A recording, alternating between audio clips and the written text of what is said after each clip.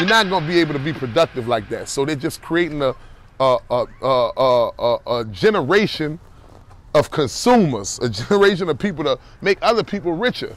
So you know what I'm saying? You're either going to make the pharmaceutical companies richer, you're going to make the prison system richer, you're going to make the mortuary richer. You're going to be, you're basically plugged up in the matrix and not being how your God created you to be a provider, to be a creator, to be able to produce, a producer. You know what I'm saying? You can't do that if you're constantly intoxicated, if you're constantly following the blind, because they're producing. Now, they might be producing that which causes your death and destruction, but they're profiting off it. And they're getting live that life that you dream about. But if you follow those instructions, you won't get to live like that. But sadly to say, and another thing I was looking at, it's only the real rappers that's going to jail. It's only the genuine ones that's getting incarcerated constantly or getting killed. The ones that, yeah, they might rap about drugs in the hood, but they're giving you they're giving you an insight on why it's like that. They're not just saying, do this, do this, do this, and propagating the negative message. No, they're saying,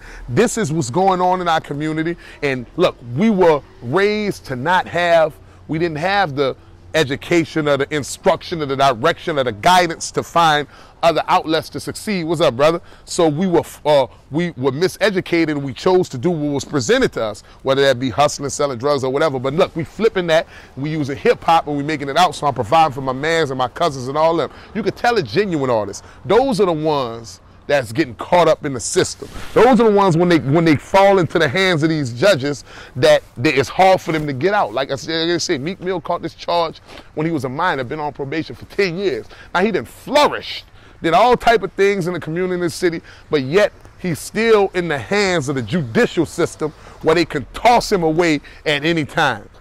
But you ain't gotta worry about Tekashi 6ix9ine getting tossed away. You ain't gotta worry about a Young Thug getting tossed away.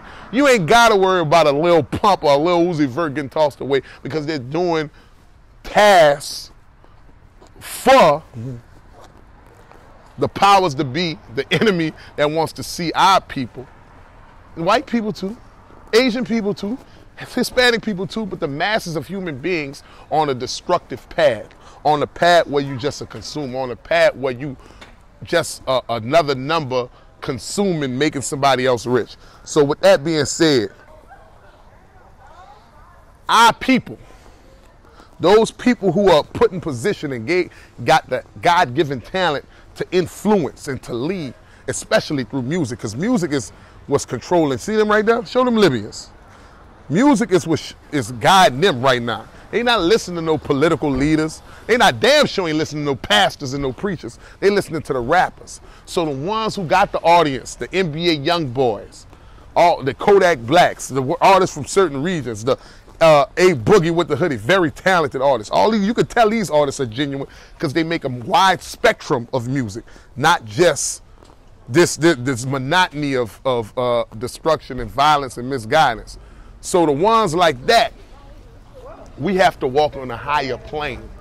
We have to walk on a high moral and conscious level. We have to have exemplary character and conduct, because if we don't operate on that plane, on that spiritual level, we subject ourselves to falling victim to the judicial system, falling victim to being harmed, being shot, being murdered, being all these things. You know what I'm saying? Because God gave us that audience and that voice to lead the youth. So we can't lead them to destruction. And we can't play fiddle-faddle with it. We can't be on both sides of the fence. 1 minute we trying to give insight and enlighten. The next minute we fall into our lower selves and our weak desires, and we misguiding people. Once you do that, that grace of God, that protection of God, that mercy of God is lifted off you, and now you're subjected to being at the will or at the hands of your enemy, of the devil, of the minions of the devil, or whatever. Your protection is gone. So that's why you see somebody like a Kodak Black who facing 20 years for raping a white girl. You see a Meek Mill getting his probation violated. You see a Kevin Gates going to jail for kicking a chick in an old gun charge. You know what I'm saying? While other people, they just, all their other mishaps and inequities and character flaws are protected, are shielded, because they're doing certain things and propagating a message and promoting a sense of a lifestyle which is destructive for those who are following it. But when they know you have a voice and you bucking against the system, or you trying to spark some type of insight, you got to be all the way with it. You got to really enlighten the mind, turn it on and not turn it off. Because if you're on both sides of the fence, if you're not all the way on the right side of God, you subject yourself when you dancing with the devil is going to lead you to destruction. And so us as us as artists are people of influence who have our generation and the generations that come after us here. We can't take that lightly. You know what I'm saying? We can't be arrogant. We can't be we can't let our own ego or emotions fuel us to make improper decisions where we're talking down to the masses, or we feel like we're not servants to the people. Because when you're in that position, yeah, it's definitely you get a bountiful amount of money and you get a great lifestyle, but at the end of the day, we're doing a service to the people, just like a physician, just like a therapist, just like a counselor. So we gotta counsel that audience. You know what I'm saying? They hanging on our every word. So we gotta counsel them to something that is beneficial. We gotta give a medicine, a holistic medicine that is something that they can feed and flourish off and grow and blossom off. We got to give them nutrients. We can't give them destructive ingredients or stuff to consume, because it's only gonna kill them and then harm ourselves. You know what I'm saying? So everything is an energy. This is a spiritual plane. This is not just the physical we see, but that we put out. That's 17, man. That we put out comes back on us. And what we do in this life determines what we will have in the next life. And just because we benefiting from it now, we don't know what tomorrow may bring. You know, a lot of people that we see that you might be envious of their lifestyle. Well, man, they doing good, they living good.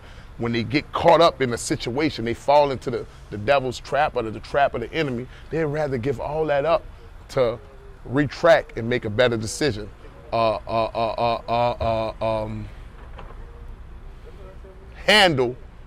Handle that audience, handle the power that their voice has in a better manner. So, you know, I'm going to just leave it at that. I got kind of lost on this Brainstream. I got to organize my thoughts better, but I just wanted to get that off my chest. Thank y'all. Have $1 million day. Enjoyed the work, bro. Oh, I appreciate it, yeah. I just started a little series called Brainstreaming. So check on YouTube. I ain't make the YouTube page for it, but I'm going to be putting this stuff on my Instagram. My Instagram is Corporate America 83. So I just like different things that go on. I just try to give my take or insight on it. And we're going to put it on Instagram. We're going to put it on YouTube. But it's like a Brainstream series. So I didn't know. Look, I didn't know what